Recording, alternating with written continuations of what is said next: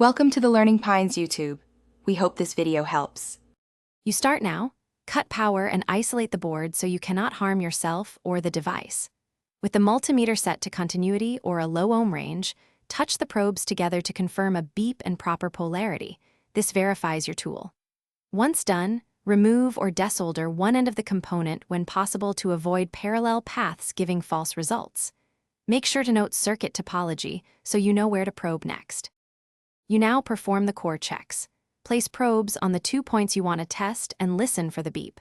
A steady beep means low resistance and continuity, while a high but finite omega value indicates partial connectivity. Once done, wiggle the component or trace gently to uncover intermittent opens.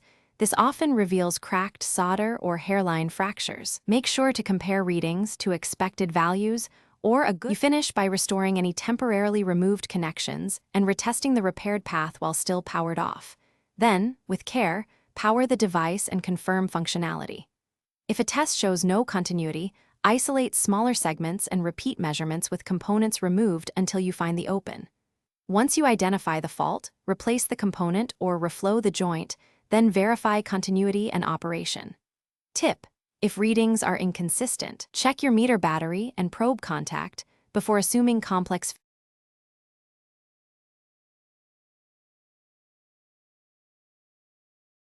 Thanks for watching. Consider subscribing if we helped you.